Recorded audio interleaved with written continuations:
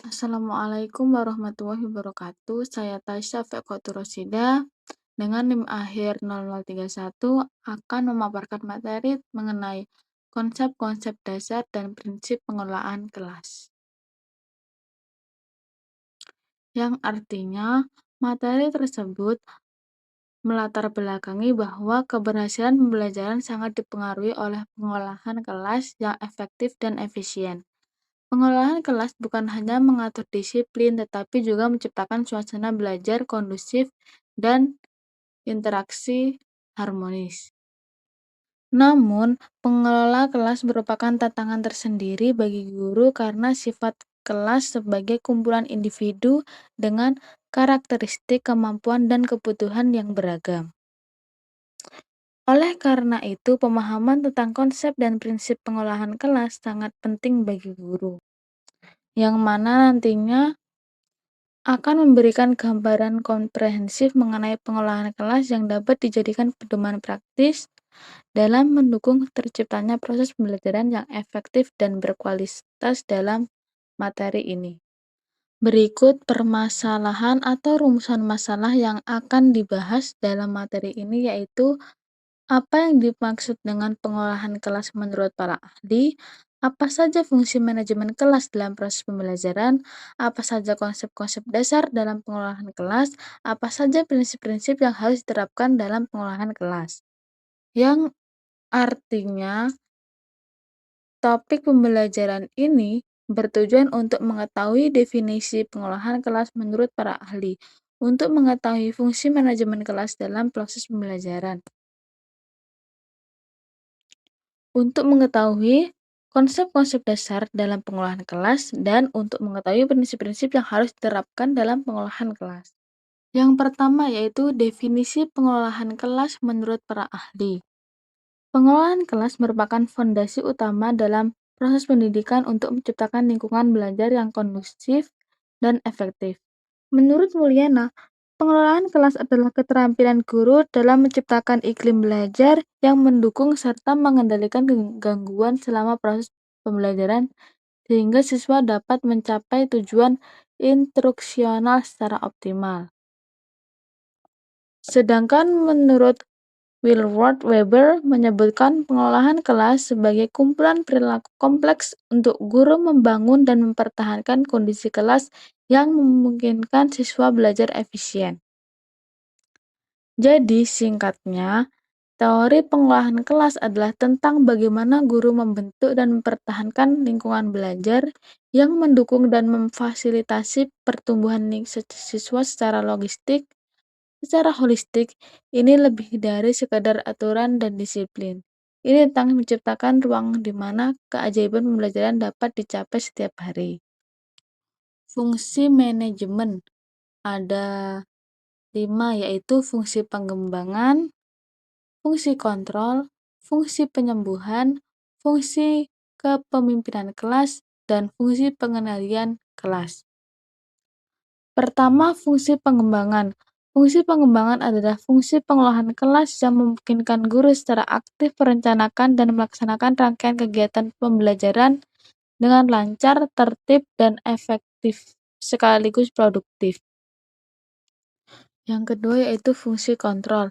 Fungsi kontrol adalah seperangkat kegiatan guru yang dimaksudkan untuk memelihara, memfasilitasi, memelihara, dan mengendalikan kondisi kelas dalam rangka menjaga efektivitas dan produktivitas kegiatan pembelajaran. Kegiatan mempertahankan kondisi kelas merupakan fungsi manajemen kelas di bidang pengendalian kelas. Selanjutnya yaitu fungsi penyembuhan. Fungsi penyembuhan sama dengan pemimpin kelas terapi. Tugas manajemen kelas ini adalah mengembalikan keadaan kelas yang tercemar oleh gangguan ke keadaan semula sebelum gangguan. Contoh dalam pengolahan kelas yaitu seperti fungsi perencanaan kelas, fungsi pengorganisasian kelas, fungsi pengolahan kelas, dan fungsi manajemen kelas. Keempat fungsi manajemen ini bisa dirancang dan dicapai saat tujuan dibentuk dalam rancangan pembelajaran. Fungsi kepemimpinan kelas adalah tanggung jawab guru kelas. Dalam hal ini, guru membimbing, memotivasi, dan menginstruksikan siswa untuk melaksanakan proses belajar dan pembelajaran yang efektif sesuai dengan fungsi dan tujuan pembelajaran. Selanjutnya yaitu fungsi pengendalian kelas. Pengendalian adalah proses untuk memastikan bahwa aktivitas aktual sesuai dengan aktivitas yang direncanakan. Sebuah proses pengendalian dapat mencakup beberapa elemen seperti tetapkan standar untuk kinerja kelas, menyediakan alat ukur standar untuk penampilan kelas, memperbandingkan kinerja terhadap standar yang ditetapkan oleh kelas, dan mengambil tindakan korektif jika ketidakpatuhan dengan tujuan pembelajaran dikonfirmasi.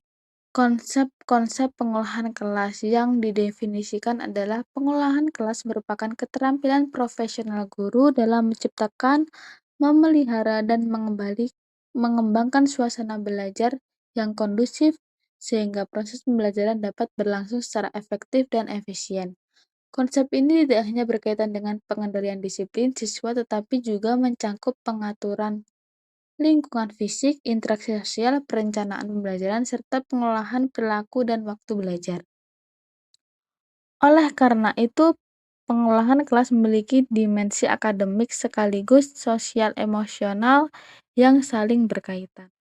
Komponen utama pengolahan kelas. Yang pertama yaitu kondisi fisik. Kondisi fisik merupakan tempat berlangsungnya belajar mengajar mempunyai pengaruh yang sangat signifikan terhadap hasil belajar mengajar. Artinya seperti ruang tempat, pengaturan tempat duduk, ventilasi, dan pengaturan cahaya ventilasi harus cukup menjamin kesehatan peserta didik, juga pengaturan dan penyimpanan barang-barang yang hendaknya disimpan pada tempat khusus yang mudah dijangkau oleh peserta didik. Selanjutnya yaitu manajemen perilaku dan aturan kelas. Guru perlu menetapkan aturan yang jelas, realistis, dan disepakati bersama siswa di awal pembelajaran. Selanjutnya yaitu manajemen waktu. Kita tahu, waktu merupakan sumber daya yang sangat terbatas dalam pembelajaran sehingga harus dikelola secara efektif. Guru juga harus mampu mengelola transisi antara kegiatan agar tidak terjadi pemborosan waktu. Yang terakhir juga guru harus menjaga hubungannya kepada siswa. Guru yang menunjukkan sikap empati, menghargai pendapat siswa, serta memberikan dukungan emosional akan menciptakan iklim kelas yang inklusif dan suportif. Strategi pengolahan kelas yang efektif. Yang pertama yaitu perencanaan yang matang, yang artinya pada saat memilih metode, media, aturan, dan pembagian waktu secara sistematis untuk meminimalkan gangguan dan memaksimalkan interaksi positif. Yang kedua yaitu komunikasi efektif. Artinya berbicara jelas, berbahasa mudah dipahami, dan membangun komunikasi dua arah agar siswa aktif mengekspresikan gagasan dan memberikan umpan balik. Yang ketiga yaitu pendekatan proaktif. Artinya mengantisipasi masalah sebelum terjadi melalui pembuatan aturan bersama, penguatan perilaku positif, dan pemberian insentif. Yang terakhir yaitu pendekatan humanisibek. Artinya menempatkan siswa sebagai individu utuh dengan memperhatikan kebutuhan sosial, emosional, dan kognitif agar pembelajaran lebih bermakna dan kolaboratif.